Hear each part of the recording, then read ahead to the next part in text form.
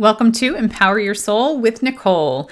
And today I want to talk about evidence in mediumship readings, or really any spiritual readings. Could be psychic, could be Akashic Records, could be any sort of intuitive reading that you're pulling information through the clairs or channeling, and why things can sometimes be wrong, but they're not. And I think this is going to be a little bit of a confidence boost for a lot of the professional or learning mediums or other, again, spiritual avenues today, because I want to talk about how no's are often yeses in disguise and maybe not in the way that you think it would. And this is all coming from me watching the Netflix series where, Tyler Henry is going live on Tuesday nights right now on Netflix. If you haven't checked it out, check it out. It's really interesting for me to watch it. And little sidebar for the mediums out there, you can tap into the spirits too, and if you're not already, and get the information before he says it. It's really fun. It's like a game. It's like Jeopardy for me. Did I get it right? I think I know the answer before he says anything. So it's really fun for me. I just want to sidebar that. But his readings have been really interesting to me because it's live, right? Like, this is exactly what I have been talking about in my little circles and on social media, that usually mediums that are on TV are very scrubbed. And usually if you go back, and I dare you to compare Tyler Henry in his original Netflix series, which is produced like a typical TV show. They cut out the nose, they cut out the things that don't make sense.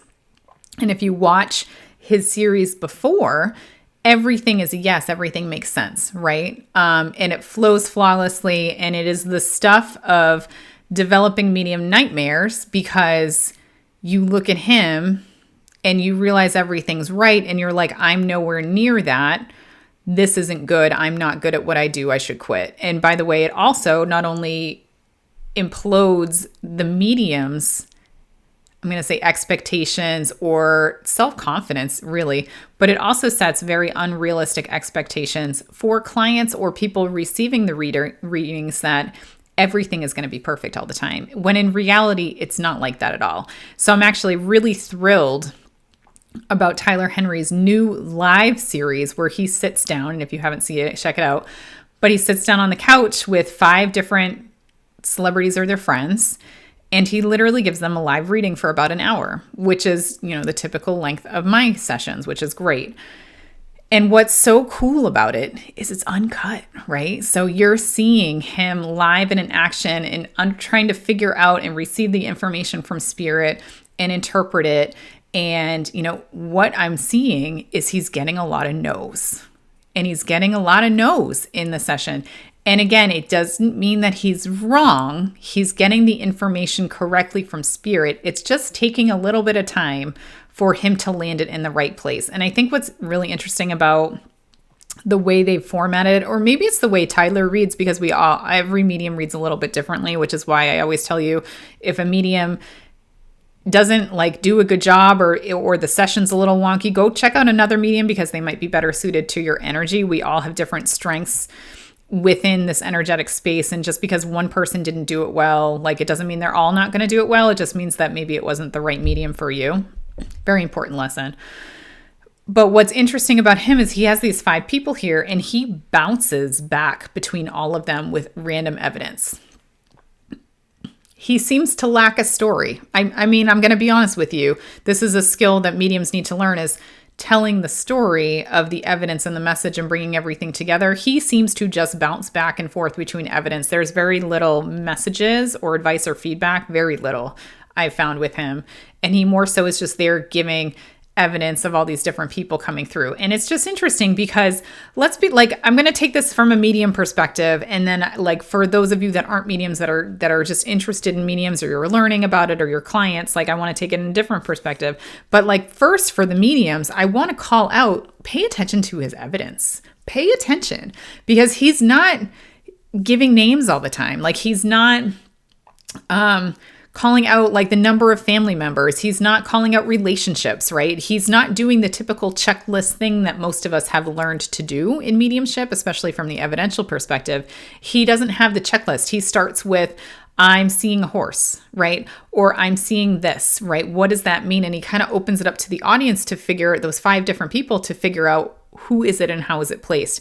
And not only that, but he'll give one piece of evidence, and then he'll get another piece of evidence, he'll get a no, and he's confident that what he's receiving is correct. It's just he's placing it on the wrong person. Someone else can take it on the couch. So pay attention to how he does it. Like, I know it's really fun for all of us to watch it and really be invested and feel the energy and watch him. It's like entertainment, right? But like, take a step back and take that critical view and pay attention what's going on. It's like, ask your team to take the emotion out of it and instead like pay attention to what messages he's delivering. How is he going? Is he bouncing from person to person? How great would you rate this evidence? Like, in terms of specificity? And because sometimes he's freaking specific and it's really good. And sometimes he's really vague, right? And this is how our mediumship readings should be. I'm not saying he's the best professional medium to emulate by any means, but he gives a very real perspective on the wonkiness of evidence, how it can be arranged from very vague to very specific, how sometimes it's all over the place, and sometimes the spirits freaking bounce around on you. So even though you can't take it for a specific spirit that we're currently talking to, that might be another one popping in to say hi all the time. And by the way, this happens in my demonstrations and it drives the shit out of me. Like, literally drives me crazy. Sorry, that probably wasn't an appropriate utilization of the word shit. But it drives me crazy because I'll be in demonstrations and I will have, I'll be in the middle of a conversation with somebody, reading their dead person, already pulled out, this is the evidence, this is a specific thing, and then they'll get something that's a no. And I was like, but it's right there. I know it's right there. Like, I understand you can't take it, but it's something. And then somebody else will be like, oh, that's for me. So I can't remember a specific example.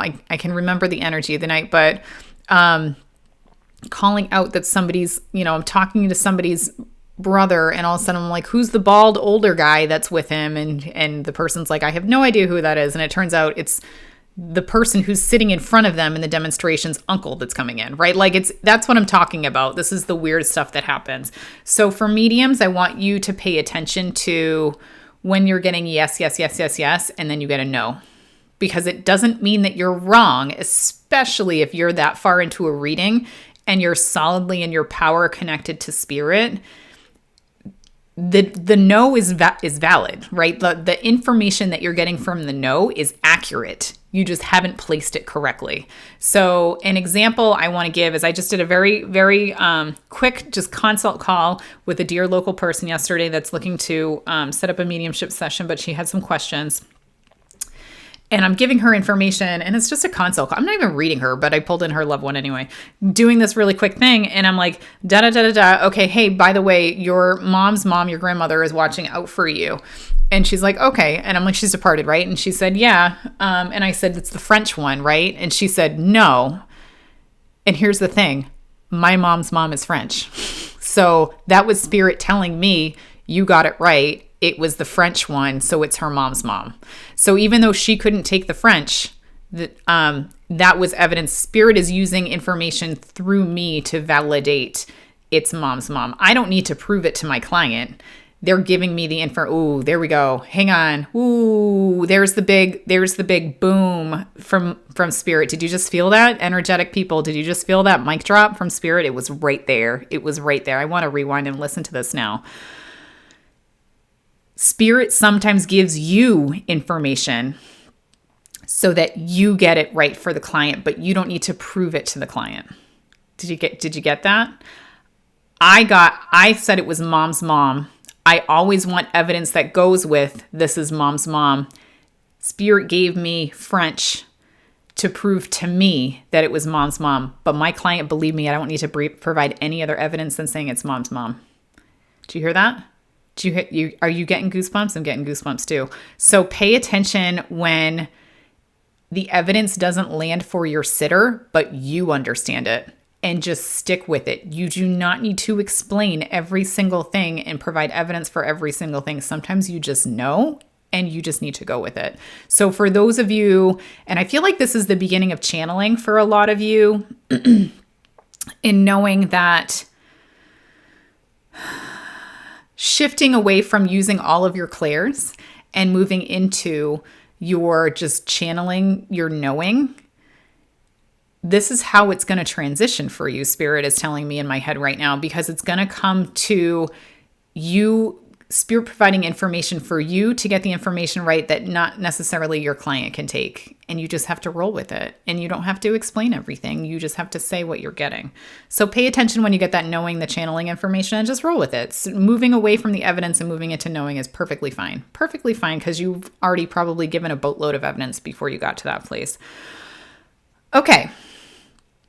I kind of went off the deep end. I want to bring it back to why evidence can be wrong and how it's not actually wrong. And I'm not going to talk about the beginners out there, because I think there are beginners out there where they are legitimately getting it wrong in the beginning of your mediumship journey. And for clients, if you're going to mediums that are beginners, I don't want to say time, right? When I say beginners, I want to say people that haven't practiced a lot. It doesn't mean that they're new, because if you use me as an example, I was taking clients after 6 months, but I worked my tail off in those 6 months. I was not new. I was very accurate 6 months in, because of how hard I worked to understand my energy, understand Spirit's energy, and how I interpret Spirit's energy through my energy. So that's what I'm saying when I'm saying new.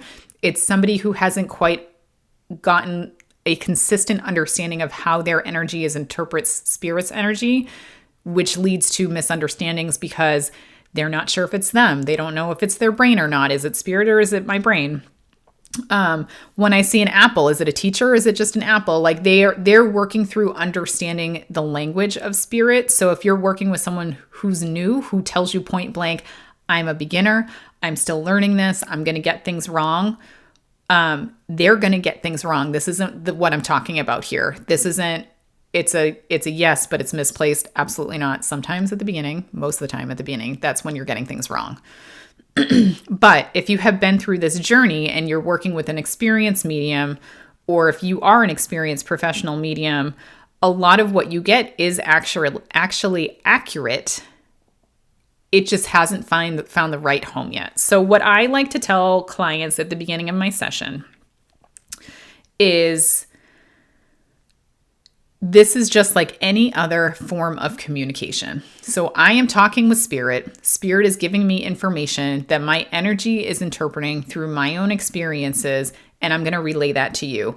This is like a three-way conversation, right? So this is really complicated. So if there's something that does not resonate for you, just let me know, because 9 times out of 10, and it's probably higher than that, I have just misinterpreted what I have received from Spirit. This is no different than any other communication. Do you ever get a text where you misconstrued the meaning of it, right? Do you ever take someone way seriously and it was just a joke? Like, it's the same exact thing. It's just a different style of communication where messages can get crossed and mixed up. So when I say that to my clients, they relax. I relax. When they tell me a no, I'm like, okay, hang on a second. Let me go back. And I ask Spirit to show it to me in a different way. Show it to me in a different way. Use different words. What did I get wrong? And then sometimes Spirit will say that was your brain making it up. And I tell them that in the beginning. Sometimes my brain makes this up. I am human. It is impossible for me to turn it off. Sometimes it's my brain. Like today in a reading, I saw a cat. She doesn't have a cat. I'm like, okay, well, it must have been my brain, because I felt like something small come in. Maybe it was a mouse. I don't know. But I saw a cat. There was no cat. I had to let it go. Probably my brain. That's okay. Other times, this is where we're going to get fun on this topic. Other times, I'm just going to write down something super quick. Don't mind me. There we go. Other times, I see I got another nugget from Spirit right there. I got to write it down, but I'm not ready to talk about that yet. Other times, I'm just using the wrong word. I'm using the wrong word. When I say someone is mischievous, they might think of diabolical, when I'm just saying they like to play little tricks on people, right? Maybe they would call that fun or funny or tricky instead of mischievous. Maybe they think mischievous is like Jafar, so sometimes I just use the wrong word and they can't understand it. So when that happens and they can't take something and I know that I heard it right and I know that I heard it from spirit the right way, then I just like literally stop. Okay, hang on. This is exactly what I'm getting from spirit. I'm going to break it down for you because what I'm seeing is they like to hide around the corner and scare you when you jump by, or to scare you and make you jump when you walk by that corner. And they'll be like, oh yeah, that's right. That's exactly what happened. I'm like, that's why I said mischievous, because I feel like they're fun. And they'll be like, oh yeah, they like to play tricks on me all the time. And that's when I know I just got the word wrong. So again, it wasn't a no, it was a yes in disguise, right? I just had to kind of turn it around, look at it from a different angle and say the right word. But I always, if it doesn't land and I'm very confident what I'm receiving from spirit, I just say exactly what I'm getting. Here's exactly what I'm getting. Can you understand it now? And sometimes I can't get exactly what's going on. Sometimes I can, sometimes I can't, right? Sometimes I'll be like, I don't know. This is the feeling. It feels really weird. It's just a feeling. I'm not seeing anything with it. Can you understand this? And they'll say yes. Even though it makes no freaking sense to me, it will make sense to them. So again, you don't have to have the basis for the knowledge or the knowing exactly what happened in order for you to tell them what you're receiving. Like you don't need to know the why or the specific circumstance or the who, the what, the where, right? You just need to say, well, I'm feeling like this type of thing happened and it made you feel like this. Would you understand it? Yeah. Okay, cool. Let's move on. So let go of the need to be, again, perfect. Let go of the need to know everything because that's holding you back in your readings.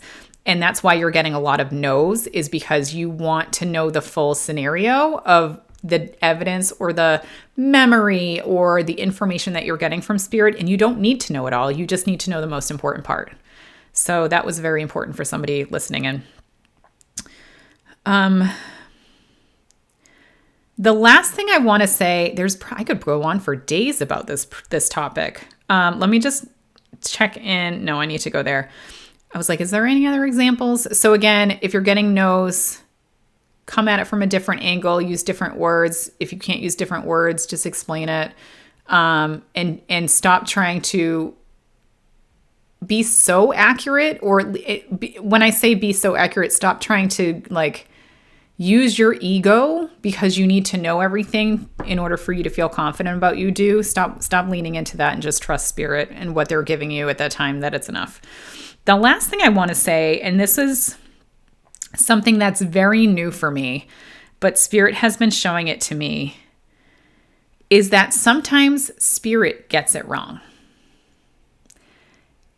Yep, you heard me. Sometimes spirit gets it wrong. And this is like a big undoing in my brain, a big reversal from what I previously thought, because I was under the impression that spirit is perfect. They know exactly what I need to do. They can see the future. They can see how I receive the information, how I interpret it, and they're going to know exactly what they need to send me in order for it to land the right way. This is a load of shit. And I know I'll probably have some professional mediums come at me, but I want to call this out because this is not my experience. This is what my experience was, I'm going to say early on in my journey. And a lot of the trust that we tell you to do is because spirit knows what to do. They'll give you the information that you need to know, right? And I literally just said that earlier in this podcast. But sometimes spirit gets it wrong. Spirit does not know everything about how you receive information and how you're going to best interpret the information. You are the hidden puzzle piece of the whole spiritual communication. So spirit does their best to know exactly what they want to say to you, how they think they can get the information to you in the best way, because they know them and they know their loved ones best, but they have to send that information through you, right? So put your hat on as if you were spirit, and here's the scenario. So this I think is going to be really helpful for anyone that's clients or receiving these readings, because it's like, imagine that you and I'm going to say your grandma, I'm going to say that you're dead and your grandma's alive. All right. Cause I got to put it on your shoes. Right. So let's just say you died young. You died last year. Your grandmother is so distraught about you being dead, or your mom is so distraught about you being dead. And I'm just going to, this is exactly what I'm talking about. You, as the dead person, can speak every single language, right? Like, it doesn't matter. Language doesn't matter. You can give the information to the medium and deliver it to your grandma. But here's the thing. The medium speaks Spanish or a whole other language that you don't, Russian. What's a really unique, Yugoslavian, right? The medium has no way to receive language from you in a way that they can understand it.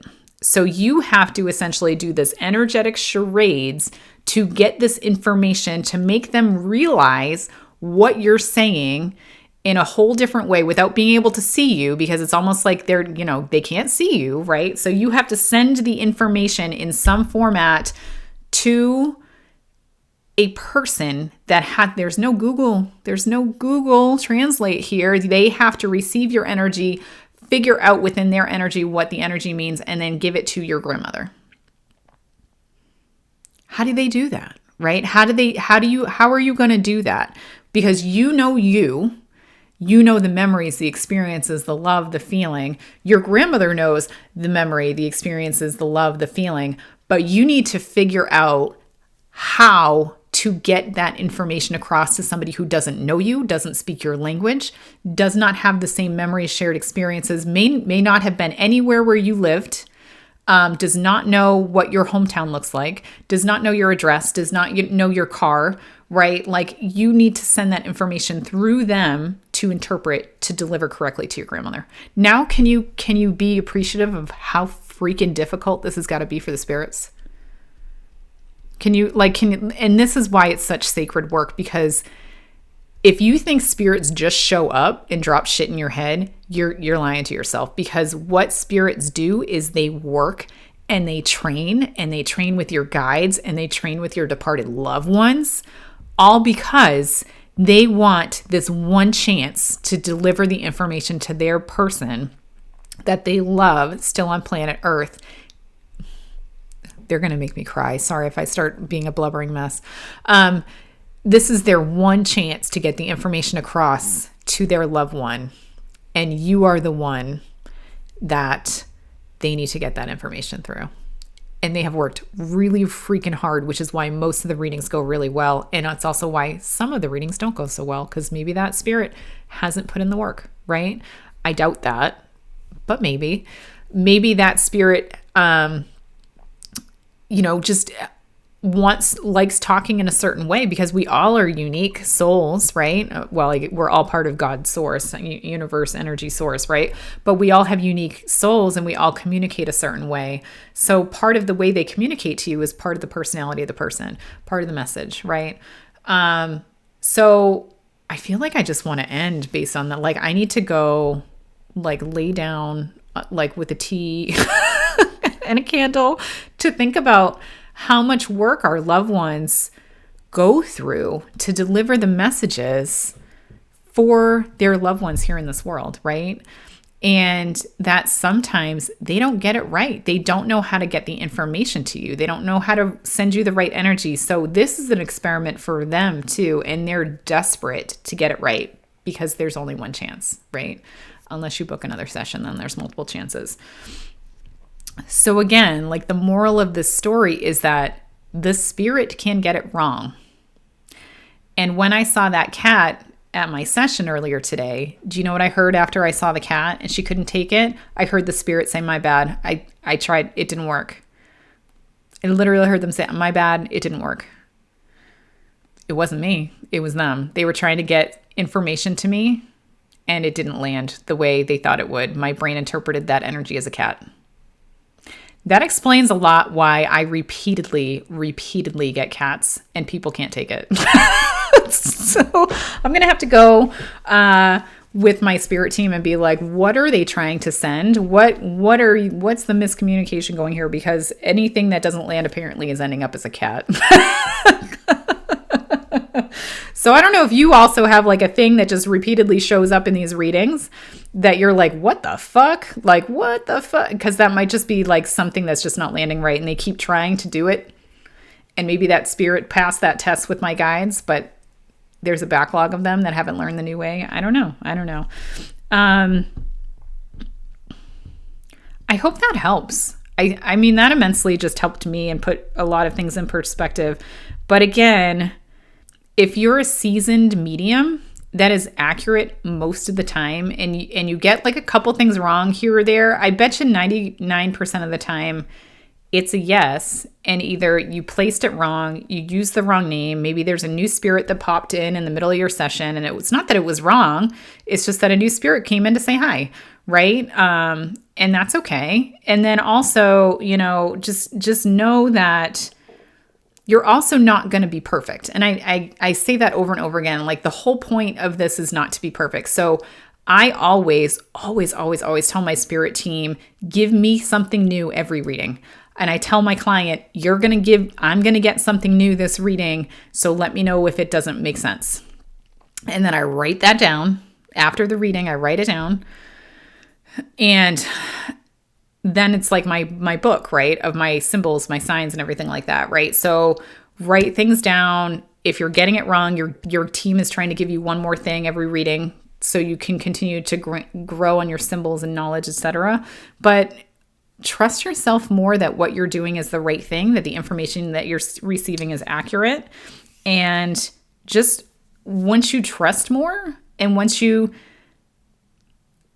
know that your no's are not actually no's, maybe it's a sign they haven't seen yet, right? Like just be confident in the information that you're getting and wait and see how much of it actually turns into a yes. Don't shy away when you get a no. Lean into it and say, why did I get it wrong? And watch how the session dynamic changes. You're not so nervous. You don't lose your power. Like lean into it and watch the magic happen. This went way longer than I thought it would be, but thank you for being here. As I uncover more things about the nuances of spirit, let me know. Like I'll be doing more podcasts about it. And then, I like in my head, there's about 7 more things I want to say. So I'm just going to record another one. But I hope that helps. Thanks so much. Go out there and turn your no's into yeses. I know you can do it. Take care.